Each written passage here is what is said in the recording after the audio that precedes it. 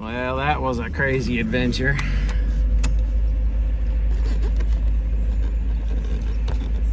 That's where we are. We are in a trailer park. So I was coming across the mountain, across Poor Mountain. It's not paved. It's a state road, but it's not paved.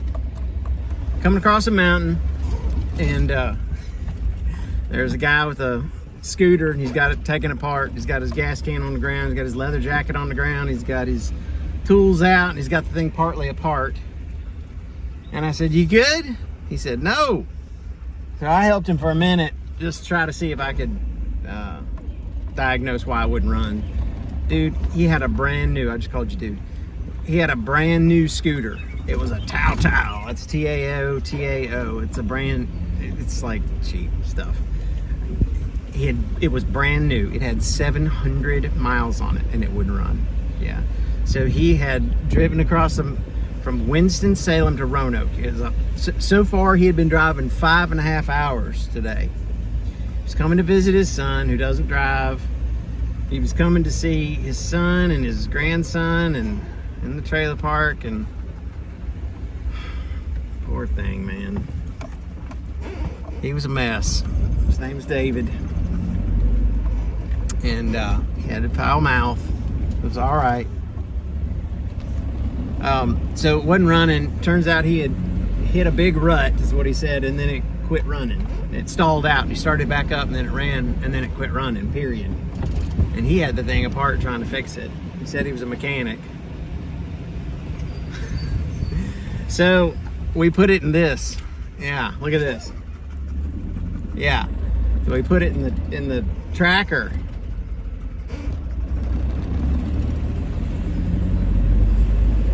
Put it in the tracker and put Bitsy behind it, and I leashed her right back there. Poor thing didn't have any space, but you know, it was enough for her body to stand. She laid down eventually. Drooled all over his I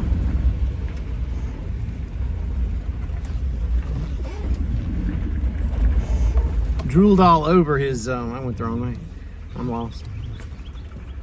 Drooled all over his seat, on his floorboard, on his moped, on his scooter. It was pretty funny.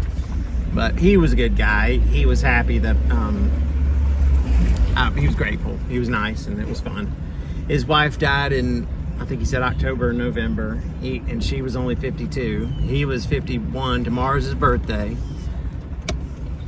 He was coming up here to see his son for his birthday, I guess. From Winston-Salem to Elliston, Virginia, where I am, picking up chicken feed. And I was like, that's right where I'm going.